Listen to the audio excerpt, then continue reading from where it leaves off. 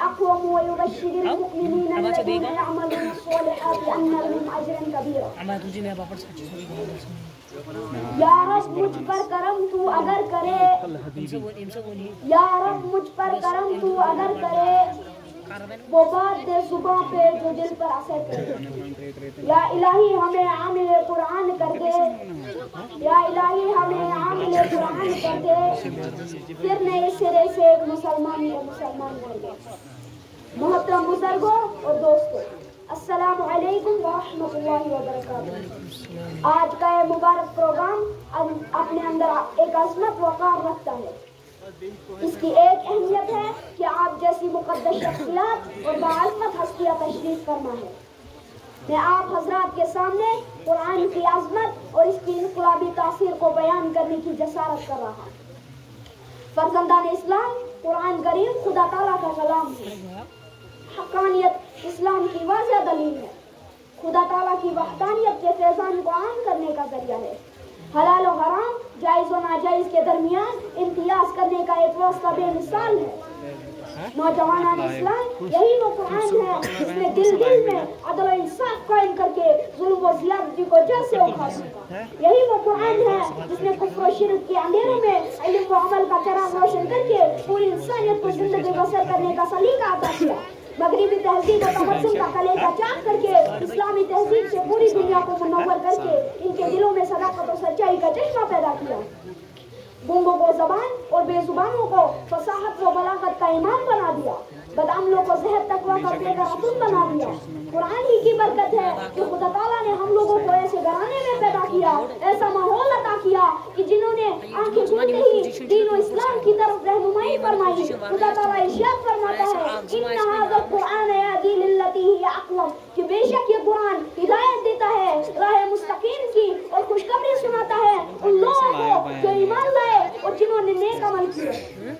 اجر عظیم کی جنہوں نے قرآن کے حکم کو مانا اور اس پر عمل کیا، قرآن کے تحت اپنی زندگی گزاری، قرآنی احکام کے آئینے میں اپنی زندگی کو سجایا، تو قرآن کریم اس کی رہبری کرتا ہے، صداقت و دعوت دیتا ہے اور سچائی کے جانب مائل کرتا ہے. محترم بزرگوں اور دوستوں، قرآن ہی کی فضیلت ہے کہ جب تک یہ قرآن نہ آیا تھا تو حضور صلی اللہ علیہ وسلم محمد عبداللہ کے نام سے جانے جاتے تھے. قرآن آیا تو آپ کی ذات مبارک رسول اللہ صلی اللہ علیہ وسلم بن گئی. قرآن سے قبل حضرت عمر بن خطاب تھے، قرآن ہی نے آپ کو فاروق اعظم بنا دیا. قرآن کریم نے عبداللہ بن کعبہ کو صدیق اکبر بنا دیا. قوم و ملت کے پروانوں، یہی وہ قرآن ہے جس نے عثمان بن عفان کو عثمان غنی اور ذوالنورین بنا دیا. علی ابن ابی طالب کو شیر خدا اور علی المرتضی بنا دیا. حضرت عائشہ کو صدیقہ کے نام سے یاد کیا. قرآن ہی نے حضرت فاطمہ کو سیدۃ النساء اہل الجنہ کے لقب سے ملقب کیا. یہی وہ قرآن ہے جس نے نعمان بن ثابت کو امام اعظم کی شہرت ادا کی اور محمد بن ادریس کو امام شافعی کے لقب سے ملقب کیا.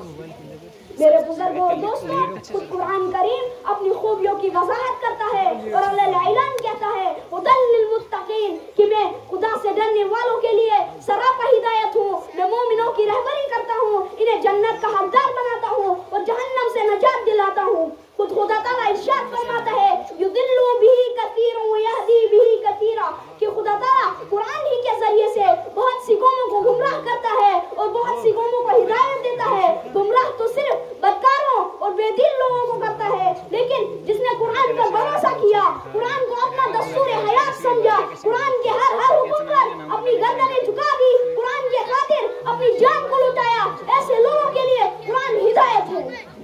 اور جس نے قرآن کو نہیں مانا، قرآن کے خلاف عمل کیا، اس کو قرآن گمراہ کر دیتا ہے. کہ گمراہ نہ ملے گا تمہیں شیطان سے بدتر، گمراہ نہ ملے گا تمہیں شیطان سے بدتر، اور ہادی نہ ملے گا تمہیں قرآن سے بہتر. ان کو تفصیل کے ساتھ یہاں بیان کرنے کا موضوع نہیں ہے. میں انہی چند اشعار پر اپنی تقریر کو ختم کرتا ہوں. دعا کریں کہ اللہ تعالیٰ ہم سب کو عالم قرآن بنا دے.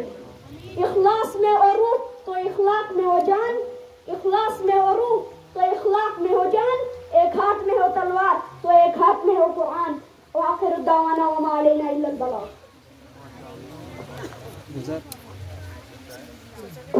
جزاكم الله خير الجزاء. Mr. Ibrahim Ayyan Iqbal. سامعين شيوخ نشيشته حضر مفتي صدق Ibrahim تشريف. زاك صاحب دي منو